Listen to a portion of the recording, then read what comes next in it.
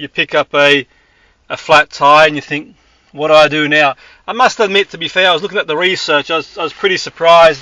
One of the first things I learned growing up was to change the tyre, but I suppose cars these days are probably a bit more complex. But anyway, who better to tell us more about the research and people being afraid to change a tyre than Tim Shaw, Car S.O.S Presenter. Welcome to the show. Great to have you on board, mate. Hello, mate. Good to see you, man. How you doing? You alright? Yeah, all good, Tim. So give us a bit of a How's run. Salford? How's Salford this morning? Mate, beautiful. The weather's always sunny here, Tim. It's always nice. Yeah, my wife, dude, I live 20 minutes from where you guys. My wife's from Salford. Know it well. Yeah, lovely part of the world. Absolutely. Lovely people, great place. So give us a bit of a... so 4 out of 10. 4 out of 10 people have no idea how to change the wheel on the car. Now, first thing I do want to say there, Jim, is a lot of people get confused between changing a tyre and changing a wheel. So the wheel consists of the tyre and the wheel, as in the aluminium bit or the steel bit in the middle generally. A lot of people are saying, changing a tyre would be a nightmare. You need a tyre changing machine. But the fact that when I read this research that 4 out of 10 people would have no idea how to change the wheel on a car, as you said, it's one of those things that was like, you grew up doing. It was one of those things that, in my case, my dad showed me how to do it back in the day. Listen, son, if you're going to get on the road in a car, you need to know how to change a wheel should you get a flat. But these days, for me, it feels like in the same way that this cull happened overnight of the hospital, when you had a sheet and a blanket and you used to make your bed in the morning, and then that got destroyed by the duvet that came along and wiped the floor with that thing. Same things happen with spare wheels in cars these days. So few cars actually have spare wheels in the back now. They got replaced by space savers in the sort of late 80s and 90s through to the noughties, which is a skinnier wheel, a smaller wheel, which will usually be in the boot space underneath the cover there. And now a lot of them have been replaced by these inflation kits, which is another crazy thing. You pop the boot on your car, lift it up, and you see some weird wiry contraption. You're like, what do I even do with that? So I think we live in a time now where people, unfortunately, it's a lot of it boils down to it's easier not to. There's an expert for that. Let's just get somebody out to do it. But I think there's a price to pay for not. I think there's a price to pay for not actually doing, for not having a go if it's safe. Yeah, and absolutely, Tim. I agree. Obviously, sort of health and safety and all that sort of stuff. Anyone sort of listening, if you need to call someone a professional, then so be it. But sort of reflecting on what you said there, I would have been about 12, 13 when I, got the jack out and basically you just do it for the fun. Back then it was entertainment, just to change it. Like you said, the tyre wheel's different. But it is entertainment, but we're overlooking the bigger picture here, which is it's learning how to use your hands. Absolutely. The only way that a lot of people use their hands these days is the opposing thumb, finger and thumb are using a phone. And if it's something if you can change a wheel on a phone by calling somebody out for you, then do that. But actually, I think what's the future going to be? Is the future going to be, well, my good God, once upon a time there was these things called pavements. And we used to walk down pavements and cars would be, 12 inches to your right-hand side, which could kill you. So we outlawed the pavement. And then there used to be something called a toaster. And you used to put toast in this thing that gets hot and it could burn your house down. So we don't use those anymore. At what point do we go? No, actually, it's worth having the skill. It's worth having a go. Because the sad reality for me is, for example, yesterday I was watching a video online. I was watching on that TikTok thing, and I don't know why I got hooked into that thing. I do a lot of construction using a lot of circular saws, all the recips, like whatever, all the different tools all the time. And a circular saw to me is something that I use second nature. It's like using a pen. But then I watched a video of a guy that whipped off all his hand and just left a thumb, on his wrist, and that was something that left me thinking, maybe I should be a bit more careful next time. Maybe I shouldn't, this, that, and the other. So there's always a reason not to do anything in life, but there is so much to gain from the feeling of satisfaction, the feeling of accomplishment when you've actually achieved something. So I think that what people should still be doing is if their kids or whoever it is happens to be driving a car with a spare wheel, you should take them out, as you just said there. You should take them out onto the drive, onto the road, find somewhere safe, and walk them through the steps of changing a wheel on the car. Because we live in a time when I do believe that if there's 4 kids in a car driving along, they get a flat tyre somewhere in the middle of nowhere where they're stuffed, nobody can make it out to them for a few hours. One goes, hang on a minute, I know what to do here. The rest will be scratching their chins like, my God, you know how to change the wheel on a car? That's awesome. The actual props they'll get, the feeling of satisfaction when they've done it and they're driving off in it. Hell yeah, there's some brownie points for you.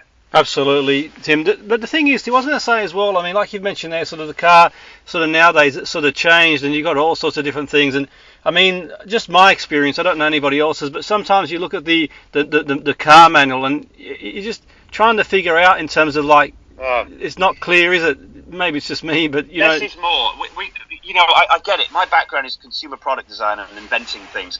And I know that what's happened in the car world is until electric vehicles have come along, car manufacturers are going, how do we sell more units? How do we sell more units? Let's add more tech to the car. Yeah, but it's just a boring internal combustion engine underneath all that plastic sheathing underneath the bonnet.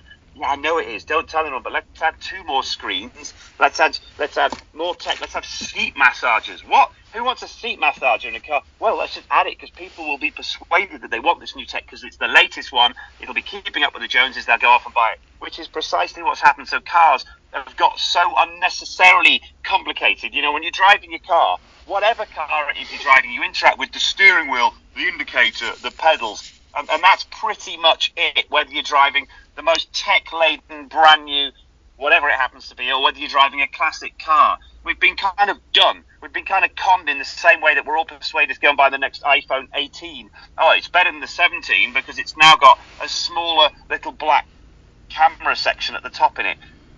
We've been kind of taken down this garden path of just nonsense where we're spending thousands of pounds on new tech, on new stuff that we never used. You said it yourself there. Who reads a manual? Who understands fully how their car works? Or who understands fully how their iPhone or their Galaxy works? We don't. And it's the same in the car world. I think we should simplify things. Less should be more. And go back to the basics of why you're in a car, to get from A to B with simplicity, without the car. I mean, like, I've got a nice car, and I have absolutely no idea how the technology on board it works. Absolutely no. Like somebody said to me there, didn't you know you've got cooled seats in it? I was like, no. What? Yeah, you got cool. How do you find that? Into that menu, go to that sub menu, bring up this, click down that drop box there, do this, that, and the other, and then you'll find cool seats. And I'm just like, I can't be arsed. I just can't be bothered. No, absolutely. That's where we've got with new tech. No, absolutely, and I suppose it's only going to get more with AI and other stuff as well. But in terms of sort of like learning these things, Tim, what can sort of, I mean, obviously in a safe way. I mean, I'm not suggesting that people start trying to sort of work on their car after sort of. Yeah. But in terms of, is there anything they sort of can do? I mean, for like people listening in and of any age really. I mean, I think obviously sort of like I would bring this in sort of young and teach people as early as possible. But at any point in their life, is there anywhere they can can you signpost people to anywhere they can sort of learn? Maybe get some ideas of what they can do to sort of learn some of the basics, like change the wheel and. Yeah, there's this amazing thing called the internet, and there's this thing called YouTube. And I'll tell you what. So, sorry, I don't mean to patronise, but the reason I'm saying it like that is because we live in a time now where you can learn anything with a click of a button. Absolutely anything, dead easily. You can find somebody unboxing something who's got, I've no idea what this DJI drone is, but I'm going to unbox it and let's see what you get. So the lovely thing about the world that we live in now, the benefit of some of this technology, is that you can start from anywhere with anything. You can find somebody who's standing beside their car going, I've never used a spanner, I've never even worked it out, and I think that's called a wheel, let's have a go at changing it. You can find somebody on your level of experience or inexperience somewhere on the planet who's recorded a video, and I rely on it all the time. From my point of construction, I do a lot of building, and I started with my wife where we went, listen, we're going to buy a cheap house and we're going to rebuild the whole thing ourselves without any help from the outside, without any experts coming in, and that's because we've got this thing called YouTube. So we started from absolute scratch, from a point of like, what's tile adhesive? Well, I guess it must stick, it's an adhesive so it glues, and it must be sticking tiles down. All right, well, let's work out how you use that. And we went at it from a very, very basic standpoint. So my take on it is, 9 times out of 10, it's you. It's the person who's coming up with excuses not to do something. And I've got a 23-year-old daughter who will put excuses in the way of doing anything. It's like it's easier not to. Yes, it is always easier not to. But easiness isn't the best thing. The reward of learning how to use your hands, the reward of fixing things, making things is so massive. It is absolutely, in my experience, when my daughter says to me, Sophie says to me, oh, Dad, I'm having a tough day today. I'm feeling rubbish. I'll be, what have you done today? Oh, well, I've laid on the bed for 3 hours on TikTok. Well, no wonder you're feeling emotionally drained and feeling rubbish. Yeah. Go out and do something. Go out and fix something. Go out and have a go at something. And I've recently started to, I've forced her into going to pottery classes. And she's like, I'm not going to that, that's not cool. I'm like, Sophie, forget what's cool, forget what you think is cool, just go and throw a pot, go and have a go. Anyway, she goes and does it, rings me back a week later and goes, Dad, it was the best thing ever. I absolutely love it. I feel amazing. I've made this. And the feeling and the sense of achievement, this comes 360 back to changing a wheel on a car. You know, if you're the one in the car with 4 mates and they're all scratching their heads, panicking or getting worried, and you're the one that goes out there, goes, everybody out, get safe, we're in a safe place, I'm going to jack it up, change the wheel, da-da-da-da-da. You're the one that all the mates will be going, I wish I could do that. And we've kind of forgotten that. We've kind of overlooked the fact that using these things that we've been given called hands to make stuff and achieve stuff is the best way of sorting your head out, frankly. No, I agree 100%, Tim. I think it's almost like a metaphor for life, really. I mean, sort of being able to sort of change, and whether it's be a wheel or just sort of trying to figure something out, using sort of that sort of brain power for sure. And I think it's definitely it's important for me, especially with like more and more tech coming in and AI, and there's limits to what tech can do. There's a point where you've got to sort of step in and like he says, if nothing else, mentally really, but it is what it is. I think it's really interesting sort of take on things for sure, Tim. It's been really great speaking to you. I think that anyone listening in, I think it sort of goes beyond changing a wheel. Obviously, sort of like just thinking for yourself basically is always a good place to start, isn't it? But that's great. And don't forget that this stuff that we drive, that we sit in, that you were interacting with all the time, has been designed and built by human beings. And you, whoever's listening to this, have just as much capability of the people as the people who have designed and built it. Don't be overfaced by them. Don't be fazed by these pieces of tech. You pop the bonnet on your average car today, and you just see this complexity of, oh my word, what is this? But actually, you have to remember that behind all that stupid plastic that's there to terrify you and make you think, oh, hang on a minute, I need to take it to a Mercedes dealer or a BMW dealer or a Fiat dealer or a Jaguar dealer.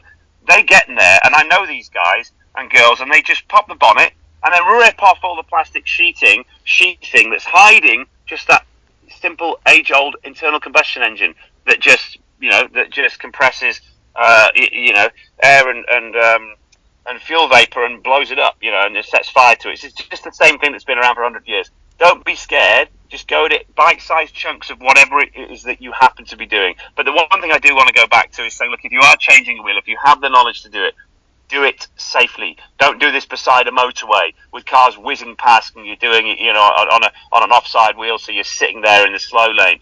Wear your vest, do this, that, and the other. Or in that situation, get an expert to do it. But have the knowledge. Just know how to do it. It's worth having. Yeah, absolutely. For sure. I mean, that's the sort of key takeaway. Do it in a safe environment, and obviously, if they're going to learn to do it in a safe environment and in a safe way. And even if they don't sort of change it themselves, and they do sort of call the breakdown or whatever they decide to do going forward, I think it's at least you've got that knowledge if should you ever need it, because you just don't know how long it's going to take breakdown to get out there, or what situation you might be in or where you are. So it's a good skill to have. Absolutely, Tim. You're so right. It's a 10-minute. Let's be honest. If you know what you're doing with a car, you can have a wheel jacked up. The biggest mistake that I've seen people make is that your wheel is held on usually by 5 bolts or 5 nuts on studs. So let's just call them bolts for now, right? So what most people do is they go, oh my God, got flat wheel. Right, let's flat tire. Let's get the jack out and jack the car up. So now the car's in the air, so you're thinking you've done the right thing, and there's a gap between the wheel and the ground. Then you get your wheel brace on it, then you get your spanner on it, and you start undoing it. But the wheel starts spinning, and you're like, oh my God, what do I do? I don't want to do this. I'm going to get the experts out. No, absolutely. The first thing you do. Yeah, no, 100%. The first thing you do is use the friction of the wheel before you've jacked the car. Crack the nuts, crack the wheel bolts. So actually, just give them half a turn. So use the friction between the weight of the car on the wheel, so it stops it spinning. Crack them, then jack it, then take them off. Swap it over, bang on, put it back on, put as much force as you can pretty much into putting and doing them back up again. Be on your way. No, absolutely. And absolutely, it takes me back to sort of back in the day there, 12, 13 years of age, jack the car up and change the wheel, and it's one of them, isn't it? I suppose these sort of things too, Tim, when you think sometimes it's easy to take for granted, really. Sometimes I don't realise that, people can't do. I'm not sort of having a go. It is what it is, but that's you kind of take these things as a given that it's one of the first things you learn. You can. It's interesting what you said there. You said, people can't do it, and you're right in saying people can't do it. But my argument to that would be everyone can do it. You could stop 100%. anyone in the street and go, let me show you how to do this. And at the end of it, they'd go, sweet, thanks for showing me that, mate. Nice one. I might use that at some stage. 100%. Yeah, they can if they put their mind to it. That's for sure. And but yeah, that's great speaking to you, Tim. Have a good one, mate. Thank you. You too, mate. Take care. Big love to Salford. Thank you.